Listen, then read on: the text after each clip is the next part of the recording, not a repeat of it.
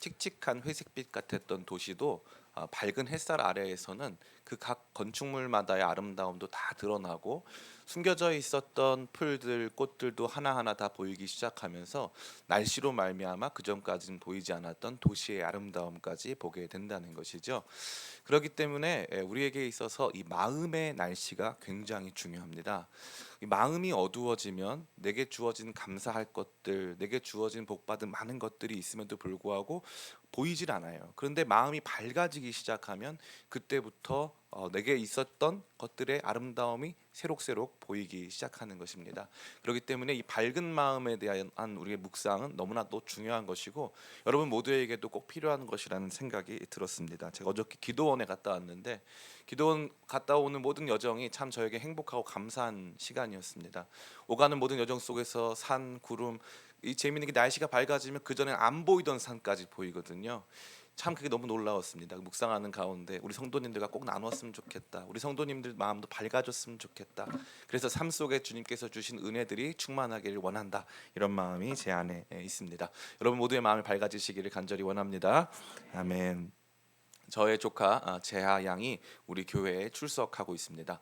우리 이 재하 양이 이 평상시에 보면 굉장히 의기소침해 보이지만 실상은 굉장히 드세고 또 굉장히 밝은 친구입니다. 근데 이 친구에게 제가 이제 물어봤어요. 너는 어떤 사람이 되고 싶니? 라고 제가 물어봤는데 머뭇머뭇거리다가 말을 안 합니다. 그러다 갑자기 나희도 같은 사람이 되고 싶어요 라고 말을 했습니다. 이 나희도라는 사람은요 드라마 25, 21의 주인공입니다. 드라마 25, 21의 주인공인 나희도는 굉장히 당당하고 여장부 같은 캐릭터로 알려져 있습니다. 그래서 어디 하나 구겨진 것이 없고 당당하게 자기를 표현하는 것이죠. 저는 참 그게 흥미로웠습니다. 요즘 청소년들, 요즘 청년들이요 굉장히 의기소침해 보이고 자기 주장에 서툴러 보일 때가 아주 많기 때문이죠.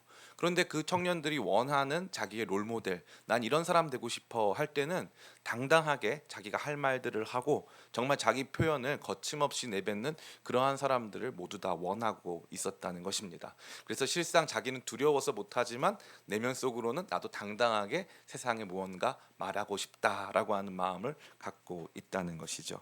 아마도 이것은 우리 모든 그리스도인의 이야기가 되지 않을까 하는 생각이 듭니다. 여러분 요즘 전도 많이 하십니까? 당당하게 복음 많이 전하고 계십니까? 요즘은 우리 샤이 크리스찬의 시대라고 하는데요. 굉장히 이 소심해지고 굉장히 우리가 정말 예배하는 것 외에 다른 전도나 복음 전파를 하는 데 있어서 소극적인 시대를 살고 있습니다. 그래서 마음 한켠으로 나도 전도하고 싶다. 나도 좀 당당한 그리스도인으로 살고 싶다 하는 마음이 있지만 실상은 누구에게도 그 어떠한 복음도 전하지 못하는 우리의 의기소침한 모습을 보게 되는 것이죠.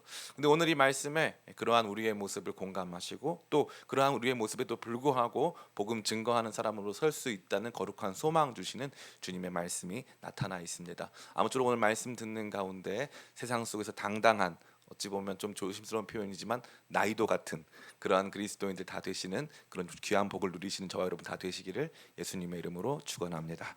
아멘. 우선적으로 우리는 오늘 본문 속에서 몇 가지 중요한 내용들에 집중해야 합니다.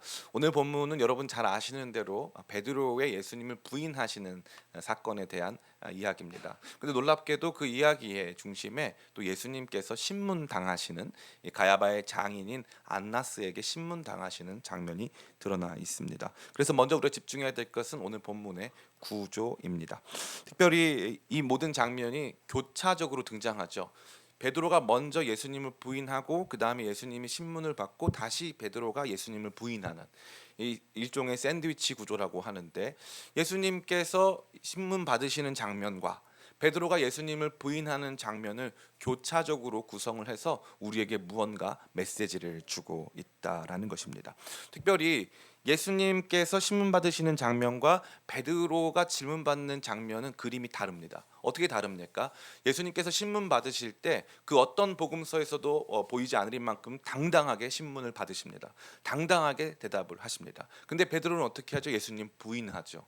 아주 이 여종이라고 하는 것은 당시에 굉장히 낮게 취급받던 존재를 의미하는 것 아니겠습니까? 그러니까 그러한 여종에게까지 굉장히 비겁한 모습을 보여주고 있었다라는 것이죠. 그러니까 정리해 보자면 베드로가 예수님을 부인하는 내용이 그냥 한 번에 등장하는 게 아니라 마치 샌드위치처럼 등장하는데 가운데 예수님께서 당당하게 신문 받으시는 내용이 등장했다라는 것입니다.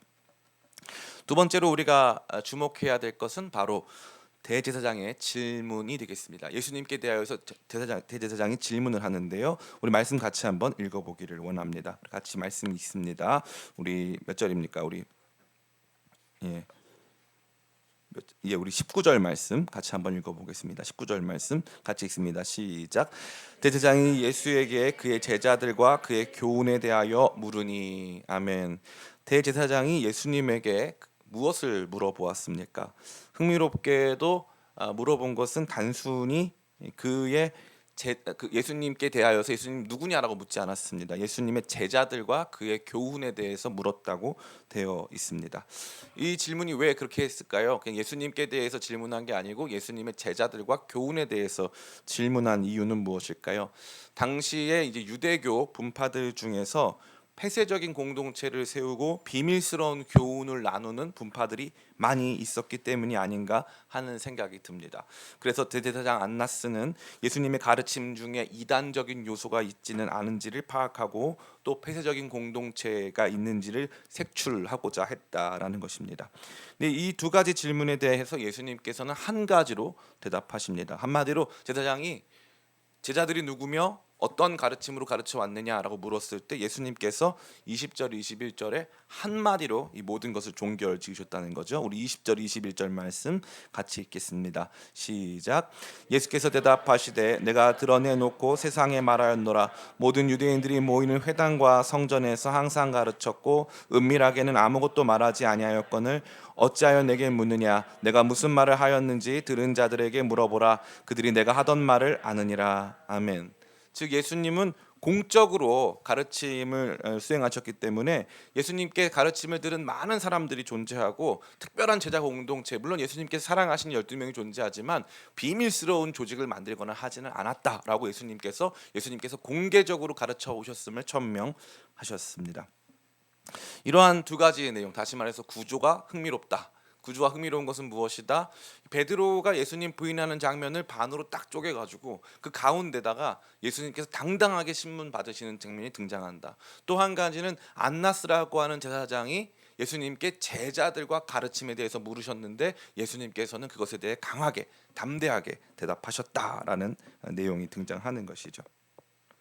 이 모든 내용의 중심에는 바로 제자들을 지키시기 위해서 제자들에 대해서 물어보셨는데 제자들에 대해서는 함구하시고 당당하게 제자들을 지키기 위해서 대답하시는 모습을 보게 된다는 것입니다. 또한 동시에 동전의 양면과도 같이 당당하신 예수님과 반대로 당당하지 못하고 부끄러워하는 베드로의 모습까지 등장하고 있다는 것이죠. 이러한 말씀에 우리가 주목하고 또 적용해야 될 내용이 무엇일까요? 첫 번째입니다. 세상이 끊임없이 우리에게 질문하고 있다라는 것입니다. 세상은 저와 여러분에게 끊임없이 질문하고 있습니다. 예수님은 당신을 따르는 모든 제자들을 대표하여 세상의 심판대 앞에 서셨습니다. 예수님의 재판이 흥미로운 것은 예수님을 신문하는 두 종류의 사람들이 등장하기 때문이죠. 하나는 대제사장입니다. 이 사람들은 유대인들이죠. 또 한 사람은 빌라도입니다. 빌라도는 로마 사람입니다. 흥미롭게도 세계 문명의 역사를 크게 두 축으로 나누는데요. 큰 두 개의 축이 하나가 뭐냐면은 이 헤브라이즘, 계시, 동양 이런 이 키워드들을 하나로 집결하면 헤브라이즘으로 귀결되는데 전 세계 모든 문명을 두 개로 나누면 하나는 헤브라이즘, 하나는 헬레니즘입니다. 한편으로 이 심판 때는 아시아와 동양의 문화를 대표하는 헤브라이즘, 유대주의의 심판 때였고 다른 한편으로는 빌라도가 수행한 헬레니즘, 즉 서구 문명을 대표하는 로마의 심판 때였습니다. 그러니까 예수님께서는 양쪽 온 세상의 심판대 앞에 서게 되셨다는 것이죠. 이러한 심판대 앞에서 예수님은 파상적인 질문을 받으십니다. 동시에 예수님을 따르는 우리 제자들 역시 오늘날까지 이러한 질문을 받게 되어 있는 것입니다. 때로는 이 질문이 우리 자신을 매우 곤경에 빠뜨리게 하고 우리 난처하게 합니다. 우리가 마치 그 질문에 대해서 대답하지 못하게끔 하는 것 같은 질문들도 많이 있습니다. 군대에 가니까 군대에 가가지고 경험한 일이 뭐냐면은 저보고 예수 믿는다고 하니까 하나님 보여달라고 그냥 한두 번 말하는 게 아니라 막 앉혀놓고서 밤새도록 얘기하는 거예요. 하나님 보여주라고, 하나님 보여주라고. 수많은 사람들이 저에게 그렇게 질문해 오더라고요. 복음에 대한 질문을 넘어서서 그들이 가지고 있는 근본적인 분노까지 표현하는 종류의 질문들이 파상적으로 임하게 되는 것입니다. 하나님 믿고 살아가는데 왜 너의 삶에는 변화가 없느냐? 하나님 믿고 살아가는데 왜 당신의 삶에는 능력이 나타나지 않느냐? 등과 같은 수만 가지 질문이 파상적으로 임하게 되는 것입니다. 이것이 바로 이 말씀이 저와 여러분에게 우선적으로 보여주는 것이죠. 교회는 그러한 세상 속에 대답을 해야 하는 공동체입니다. 대답을 회피하거나 그러한 대답 앞에 공경에 처하여서 쩔쩔매는 그러한 공동체가 아니라는 것이죠. 그래서 베드로전서 3장 15절은 이와 같이 말하고 있습니다. 우리 본문 말씀 같이 한번 읽어볼까요? 베드로전서 3장 15절 말씀 같이 한번 읽겠습니다. 시작. 주로 삼아 거룩하게 하고 너희 속에 있는 소망에 관한 이유를 묻는 자에게 대답할 것을 항상 준비하되 온유와 두려움으로 하고. 아멘. 그래서 소망에 관한 이유를 묻는 자에게 대답할 것을 항상 준비하는 것이 우리 그리스도인과 주의 몸된 교회의 사명인 것입니다. 세상은 여러분에게 지금도 질문하고 있습니다. 끊임없이 질문하고 있어요. 제가 이 2007년을 지나면서 평양 대부흥 100주년 기념하는 해였는데, 그때 2007년을 지나면서 한국 사회에서 기독교에 대한 비판과 또 여러 가지 조롱 섞인 목소리가 아주 크게 되는 것을 많이 경험했습니다. 저는 벌써 2007년이면은 지금으로부터 15년 전이에요. 15년 전부터 지금까지 이 비판의 목소리는 계속되고 있어요. 저는 사실 그 생각을 많이 했어요. 이제는 비판 받을 것도 없겠다. 너무 많이 비판해가지고. 그런데 세상은 끊임없이 얘기해요. 교회에 대한 이야기하는 것을 굉장히 좋아합니다. 제가 어저께 이제 기도원에 갔다가 그 앞에 목욕탕에 갔는데 그 멀쩡하게 너무 잘생긴 남자분 두 분이서, 중년 남자분 두 분이서 갑자기 뭐 회사 얘기를, 군인들 같으셨어요. 그래서 군대 얘기를 막 군대 앞에 있는 목욕탕이니까 당연히 군인들이 많았겠죠. 아주 높으신 분들 같았어요. 높은 계급의 분들이신데 그분들이 이제 군대 얘기 막 하시다가 갑자기 교회 얘기를 막 하시는 거예요. 어느 식당에 가도요 교회 얘기가 나와요. 흥미롭게 어떤 곳에서는 이 식사 중에 술 마시는 분들 중에서도 교회 얘기하시는 분들이 아주 많아요. 세상은 끊임없이 교회에 대해서 이야기하고 교회에 대해 질문을 하고 있는 거예요. 왠지 아세요? 궁금하니까. 세상은 교회를 궁금하게 여겨요. 복음에 대해서 궁금히 여기고 있다라는 것입니다. 그러니까 우리가 이것을 알아야 돼요. 세상은 여러분에게 끊임없이 질문할 것이라는 사실이죠. 믿지 않는 사람들이 여러분의 삶을 보고 대답 얻기를 구하고 있을 것이라는 것입니다. 두 번째, 세상이 여러분에게 질문하고 그 다음에 무엇이냐? 세상의 질문 앞에 대답할 수 없는 우리의 한계를 명확하게 인식해야 하는 것입니다. 목사님, 세상의 질문 앞에 대답하라면서요. 예, 대답을 해야 됩니다. 그런데 대답할 수 없어요. 누가요? 우리는 대답할 수 없어요. 우리는 대답할 수 있는 실력이 없어요. 우리는 대답할 수 있는 용기가 없어요. 우리는 세상 앞에 대답할 수 있는 마음이 없어요. 그게 우리 자신이라는 것이 오늘 본문 속에 잘 드러나 있는 것입니다. 사실 우리가 받는 위로는 무엇입니까? 베드로도 예수님 이렇게 3번이나 부인했다 이거죠. 여러분 살면서 예수님 몇 번 정도 부인하셨습니까? 우리 개인적으로 안병희 집사님께 묻고 싶은데, 살면서 예수님 몇 번 부인하셨습니까? 뭐 많이 부인하시는 분, 적게 부인하시는 분도 있는데 하루에 3번 하긴 쉽지 않습니다. 근데 베드로는 하루에, 중요한 순간에 하루에 3번 한 거예요. 그러니까 우리 마음 속에는 베드로 배반자, 베드로 실패자, 베드로 패배자, 이런 마음이 있는 거예요. 그러면서 우리가 위로를 받죠. 베드로도 이랬으니까라는 거예요. 근데 우리 간과하는 것은 무엇입니까? 베드로는 그나마 나은 제자라는 거예요. 왜 그렇죠? 베드로는 예수님 따라왔어요. 그런데 다른 제자들은 어디 갔어요? 도망쳤어요. 아예 예수님을 부인할 필요조차 없는 곳으로 도망쳤어요. 도피한 거예요. 그냥 아예 무존재가 된 거예요. 세상과 맞닥뜨릴 필요가 없는 거예요. 도망갔으니까. 근데 너무 놀랍게 베드로는요, 자기가 예수님을 따라야겠다라는 열심을 가지고 있었어요. 그리고 나는 이 사람들보다 나은 존재다. 나는 그나마 예수님 배반하지 않을 수 있다라고 믿고 여기까지 따라왔습니다. 따라와가지고 어떻게 하는 거예요? 따라와서 배반합니다. 열심을 가지고 그 자리까지 와서 배반하는 거예요. 그게 누구의 모습이다? 우리의 모습이다 이거예요. 제가 어저께 그 목욕탕에서 정말 듣고 싶지 않았지만 그분들이 너무 큰 소리로 얘기하시는 바람에 다 듣고 말았어요. 그분들이 뭐라고 얘기하셨냐면 막 이런 교회 얘기를 막 하다가 자기가 옛날에 얼마나 교회에 열심이었는가를 말씀하시더라고요. 본인이 예전에 500명 정도 다니는 교회가 있었는데 이 대한예수교 장로회 합동 측 총회장님을 역임하신 그 교회라는 거예요. 대충 알 것 같더라고요. 자기가 28살 때 그 교회 당회에 들어가서 교회의 미래에 대해서 논의했대요. 자기가 그 정도 사람이었다는 거죠. 근데 지금은 어디 가 계시죠?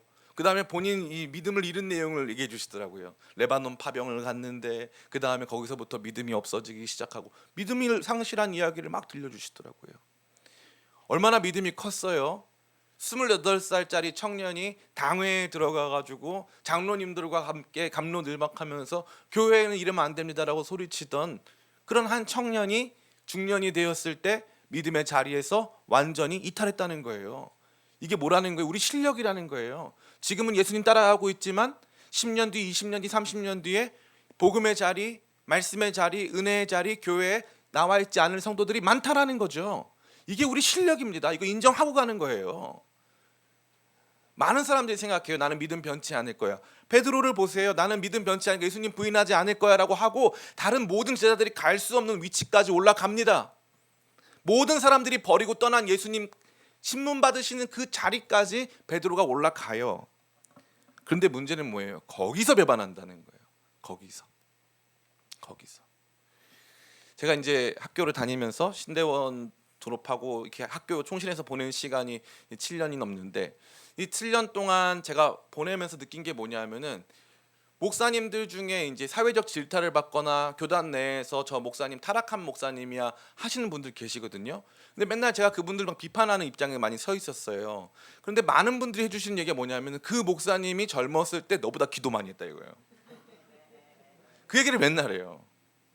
속으로 저는 워낙 이렇게 뭐 비판을 많이 하는 사람이니까 그 젊었을 때 얘기고 지금은 뭐 막 이러면서 비판을 하는 거예요. 놀라운 건 뭐예요? 기도 많이 했다는 거예요. 더 높은 기도의 자리까지 나아갔고 더 높은 선교의 자리까지 나아갔어요. 더 많은 희생의 자리까지 나아갔는데 그 자리에서 예수님 부인하더라 이거죠. 그게 누구다? 그게 우리다 이거예요. 그게 우리다. 참 베드로 불쌍합니다. 언제나 욕먹는 사람도 어떤 사람들이에요? 예, 말 잘 듣는 사람들 욕먹어요. 학교에서도 막 아예 저거 하는 애들은 아예 혼나야 되는 애들 학교 안 와요.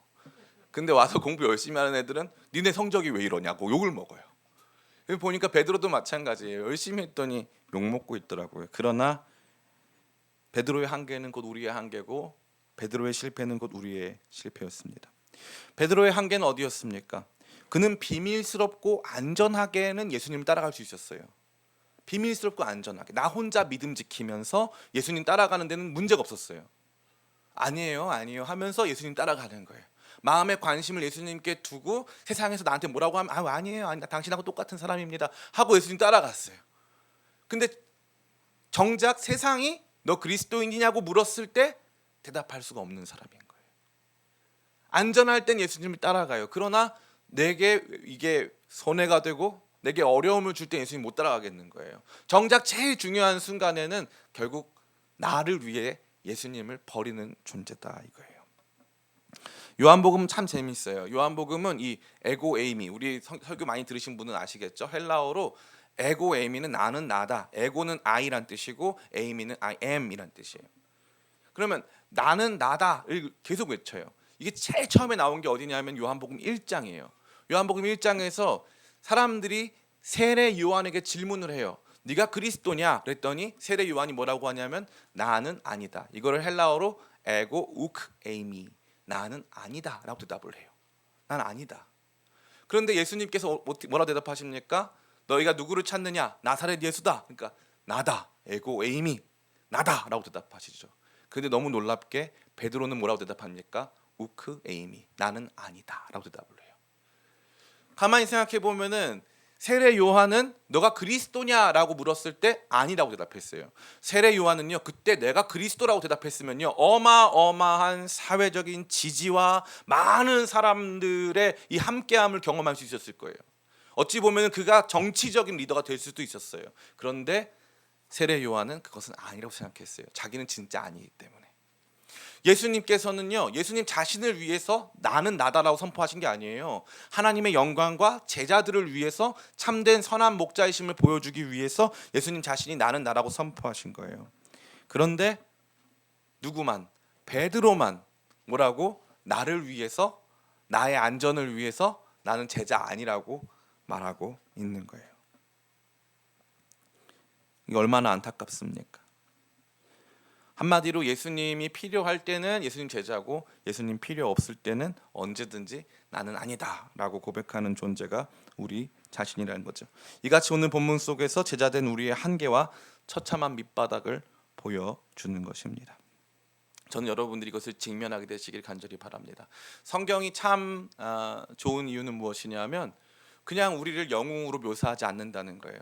야, 너 믿음 지켜, 끝까지 믿음 지켜야 돼, 이렇게 그냥 단순히 말하고 있지 않다는 거죠. 그냥 명령하는 게 아니에요. 우리가 이 믿음을 지켜나가는 과정과 여정이 얼마나 힘든 것인가, 우리가 얼마나 이 믿음을 온전히 지킬 수 없는 존재인가를 있는 그대로 보여주고 있다라는 것입니다. 그러기에 이것이 우리 가운데 위로가 되는 것이고 도리어 우리 가운데 치유와 소망이 된다라는 것입니다. 마지막 세 번째입니다. 결국 이 말씀은 참다운 제자들의 모습이 베드로가 아닌 예수님이 될 것을, 예수님의 모습처럼 될 것을 저와 여러분에게 보여주고 있습니다. 아까 말씀드린 바와 같이 오늘 본문의 말씀은 베드로의 부인과 예수님의 당당한 신문에 응하시는 자세와 그 다음에 베드로의 부인을 보여준다고 되어 있어요. 원래 성경을 읽을 때 이런 샌드위치 구조에서 중요한 건 뭐냐 하면 가운데 있는 거예요. 가운데 있는 거. 베드로의 부인 중심에 놓여져 있는, 절대 자기 자신을 부인하지 않으시고 끝까지 자기를 선언하시는 예수님의 모습이 훨씬 중요하다는 거죠. 아무리 대단한 사람들의 질문 앞에서도, 많은 사람들의 파상 공세 앞에서도 당당한 예수님의 모습이 훨씬, 베드로의 부인보다 훨씬 중요하다는 것을 보여주는 것입니다. 물론 우리는 베드로와 늘 같은 처지이기 때문에 베드로와 같이 공감하는 것이 편해요. 그러나 이 베드로와 같이 공감하는 것은, 즉 예수님께서 부활 승천하신 이후에 우리 가운데 성령 보내주시기 전 그 모습이기 때문에 이것은 우리 가운데 있는 밑바닥을 보여주시는 것이고, 예수님의 모습은 성령 보내주신 이후에 우리가 경험하게 될 우리의 변화의 모습이기 때문에 궁극적으로 예수님의 모습이 우리가 될 모습인 것을 이 말씀이 보여주고 있는 것이죠. 놀랍게도 이 말씀은 마치 뭐와 같냐면, 베드로는 세상의 재판대 앞에서 심판하고 예수님은 세상의 심판대 앞에서 승리하시는 것 같은 모습을 보여주고 있어요. 예수님은 세상의 심판대 앞에서 승리하십니다. 목사님, 베드로 밑바닥 이거라고 했잖아요. 목사님, 베드로 늘 실패한다고 했잖아요. 예, 맞습니다. 베드로는 늘 실패했어요. 그런데 놀랍게도 베드로가 예수님처럼 바뀌는 장면이 있어요. 사도행전 5장 27절로 33절까지 말씀입니다. 제가 한 절, 여러분이 한 절 나누어서 기독하여 읽겠습니다. 제가 먼저 보겠습니다. 그들을 끌어다가 공회 앞에 세우니 대제사장이 물어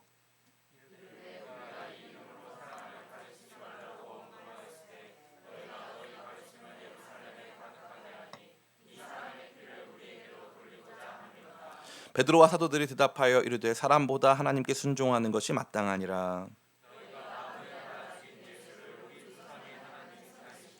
이스라엘에게 회개함과 제사함을 주시려고 그를 오른손으로 높이사 임금과 구주로 삼으셨느니라.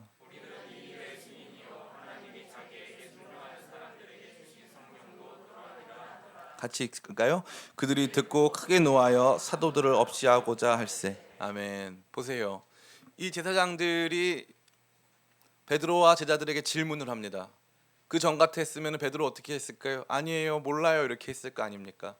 그런데 놀랍게도 베드로가 그렇게 안 하는 거예요. 당당하게 맞섭니다. 우리는 너희들에게 순종하지 않고 하나님께 순종한다. 이 말씀이 더 옳다 이 말이죠. 베드로가 계속적으로 이렇게 강력한 모습을 보여주고 있어요. 다 읽지는 않았지만 뒷부분에 보니까 뭐라고 되어 있냐면은, 사도들은 그 이름을 위하여 능욕받는 일에 합당한 자로 여기심을 기뻐하며 공회 앞을 떠나니라. 공회 앞에서도 처벌이 온전히 이루어질 수가 없어가지고 이제 매만 맞고 끝났는데, 매 맞고 끝난 다음에 기뻐했다는 거예요. 세상의 재판대 앞에서 승리한 거죠. 세상이 어떻게 할 수가 없는 거예요. 막을 수가 없는 것이죠. 이것이 베드로만의 변화겠습니까? 그렇지 않죠. 사도 바울 역시도 동일하게 세상의 질문을 받으며 여러 심판대 앞에 섭니다. 사도행전 전체는 사도 바울이 세상에 대답하는 내용이에요. 이 아테네의 아레오바고라는 곳에 가서 거기에서 사람들의 파상 공세의 질문에 대답하고, 그 뒤 이어서 로마 총독과 또 그 다음 여러 이 왕들과 이 고관 대작들 앞에서 복음을 증언하는 내용이 다 난다는 것입니다. 그러니까 참다운 그리스도인의 모습은 무엇입니까? 세상에 예수님처럼 당당하게 대답하는 존재가 된다는 거예요. 세상에 당당하게 대답하는 존재, 세상에 예수님을 당당하게 드러내는 존재, 그것이 바로 참다운 그리스도인의 비전이라는 거예요. 참다운 그리스도인이 바라보고 소망해야 될 모습, 이게 바로 두 가지가 있는 거예요. 하나는 우리의 원판, 우리의 밑바닥은 뭐예요? 베드로예요. 내게 조금만 위험이 닥치면 예수님 부인하는 사람, 내가 예수님 따라간다고 예수님 제일 잘 믿는다고 해놓고서는 다른 사람 믿음 정죄할 때는 또 있는데, 정작 그러한 우리가 어떻게 변한다는 거예요? 그러한 우리가 예수님 부인하는 모습을 바뀌다가 그러다가 나중에 주님의 증인으로 변화된다 이거예요. 저는 여러분이 이것이 여러분의 비전 되시기를 예수님의 이름으로 축원합니다. 이게 그냥 단순히 이루어지는 것이 아니에요. 놀라운 변화가 있어야 돼요. 그 변화가 뭘까요? 따라해 볼까요? 성령 충만. 예, 성령 충만이 바로 이 놀랍고 위대한 변화가 됩니다. 성령 충만이 이 놀랍고 위대한 변화의 핵심이 되는 거예요. 베드로가 성령 충만하기 전에는 이렇게 할 수가 없었어요. 이게 베드로 밑바닥이었어요. 근데 성령 충만하고 나니까 그때부터 나아가서 복음을 전하기 시작하고 복음의 역사가 베드로 통해서 나타나기 시작하는 거예요. 그러니까 우리가 사모해야 될 것, 그것은 무엇입니까? 주님, 저도 예수님의 참다운 제자가 되어 이 땅 가운데 세상의 심판대 앞에서 주님을 부끄러워하지 않고 부인하지 않게 해주세요. 그 기도를 하면서 그러기 위해 성령 충만 부어 주시옵소서, 이렇게 기도하는 우리 되기를 간절히 원합니다. 이제 말씀을 마칩니다. 신문 받으시는 예수님의 모습과 예수님을 부인하는 베드로의 모습을 보여주며 요한복음은 이 모습 속에서 우리의 밑바닥과 또 동시에 우리가 추구해야 될 삶의 비전을 동시에 보여주고 있습니다. 참다운 그리스도인들에게는 여러 가지 이 믿음의 순간들이 교차합니다. 부끄러운 믿음의 순간도 교차하고 영광스러운 믿음의 순간도 교차하는 거죠. 베드로의 인생 속에서 아마 이 장면은 그야말로 부끄러운 믿음의 순간이 아니었을까 생각이 듭니다. 그때 그 장면에서 진짜 예수님 인정했으면, 영웅적으로 예수님 높여드렸으면 참 좋았을 텐데, 이건 우리 생각이에요. 그건 우리 생각입니다. 그런데 정작 베드로는 자기 삶에 주어진 더 큰 것을 희생해야 하는 순간에 예수님을 부인하지 않고 예수님의 이름 때문에 순교를 선택하게 됩니다. 이것이 바로 무엇입니까? 믿음의 성숙이에요. 믿음의 성숙. 지금 초등학교 4학년 때로 기억이 나는데, 저희 어머니도 여기 계시지만 초등학교 4학년 때 이제 학교에서 선생님이 학부모를 이렇게 모셔오라고 했어요. 좋은 일은 아니었고 급하게 오라고 했으니까 제가 사고를 친 거죠. 제가 사고를 쳐가지고 이제 전화해가지고 엄마 데리고 와라 해가지고, 무슨 사고였는지는 기억이 안 나는데 전화해가지고 저희 어머니가 남대문 시장에서 장사하다가 장사 조끼 입고 우리 학교에 왔어요. 제가 어떻게 했는 줄 아세요? 우리 엄마인데 모른 척했어요. 부끄럽더라고요. 다른 집 엄마는 다 젊고 예쁜데 우리 엄마는 남대문 시장 장사 조끼 입고 아들 학교를 온 거예요. 그러니까 제가 부끄럽더라고요. 왜 그럴까요? 믿음이 낮은 단계에 있기 때문이에요. 누구밖에 몰라서요. 나밖에 모르니까. 저는 그걸 많이 봅니다. 오늘날 그리스도인의 비극이 뭔지 아세요? 자기밖에 몰라요. 예수님을 왜 믿는 줄 아세요? 자기 때문에 믿어요. 순전히 자기 때문에. 순전히 자기 아픔, 자기 상처 때문에 예수님 믿으니까 그 다음에 복음의 진보, 믿음의 진보가 일어날 수가 없어요. 지밖에 모르니까. 무조건 자기예요. 무조건 자기 문제. 자기와 관련 없는 건 절대 관심조차 들어가지 않습니다. 복음의 증인이요, 귀로 들어오지도 않아요. 자기 문제밖에 몰라요. 자기 문제, 자기 자식, 자기 가족, 자기 돈, 자기 직장. 얼마나 얄미운지 말로 할 수 없습니다. 마치 아이가요, 부모가 나를 위해서 엄청나게 고생을 하고 나 때문에 학교에 끌려오듯이 전화 받고 일터에서 달려오는데 엄마가 입은 옷이 시장 조끼 입고 왔다고 부끄러워서 숨는 애들처럼 예수님을 그렇게 부인하는 거예요. 놀라운 걸 말씀드릴까요? 시간이 지나서 아이가 자라면 그때 엄마를 부끄러워했던 내가 부끄러워요. 그때 예수님 부인했던 내가 부끄럽다고요. 이게 믿음의 변화예요. 믿음의 성숙이에요. 제가 목회적 생명을 걸고 여러분에게 한 말씀만 드리자면 제발 믿음의 성숙으로 나아가세요. 주님 제 밑바닥 보게 하신 거는 밑바닥으로 살아도 괜찮아라고 보여주신 게 아니에요. 밑바닥으로 살아도 괜찮아라고 보여주신 거 아니에요. 너 믿음으로는 절대 성숙할 수 없어를 보여주신 거예요. 너 여기에 있지라고 우리의 진면목을 보여주신 거예요. 그리고 나서 뭘 보여주시는 거예요? 세상 앞에 당당하신 예수님 보여주시는 거예요. 그래서 베드로 어떻게 됐어요? 세상 앞에 당당한 그리스도인 된 거예요. 저는 여러분들 안에 이 거룩한 비전이 넘치길 간절히 바랍니다. 원래 오늘 설교 제목 뭔지 아세요? 세상 앞에 당당하지 못한 그리스도인이었어요. 그런데 설교 제목 제가 바꿨어요. 세상 앞에 당당한 그리스도인. 우리는 세상 앞에 당당하지 못한 유치하고 자기밖에 모르는 세상 그렇게 좁디 좁은 그리스도인이 맞아요. 지금 그래요. 그런데 그게 우리 비전이에요? 아니잖아요. 그게 우리 갈 길이에요? 아니잖아요. 우리가 서야 할 길, 우리가 가야 할 길, 우리가 살아내야 할 삶, 성령 충만을 구하며 증인되어 이 땅 가운데 우리가 꿈꾸는 우리 자신의 거룩한 모습은 무엇이에요? 세상 앞에 당당한, 빌라도가 심판을 해도 가야바가 심판을 해도 그 누구의 심판대 앞에서도 세상 앞에 당당한 복음의 증인으로 서는 것, 그것이 우리가 품어야 할 궁극적인 우리 삶의 그리스도인으로서의 비전이 되시기를 예수님의 이름으로 축원합니다. 잠시 같이 기도할까요? 같이 기도하는 가운데 우리 회개하고 또 동시에 주님 앞에 간구했으면 좋겠어요. 같이 기도하는 가운데 주님, 내가 주님 날마다 부인합니다.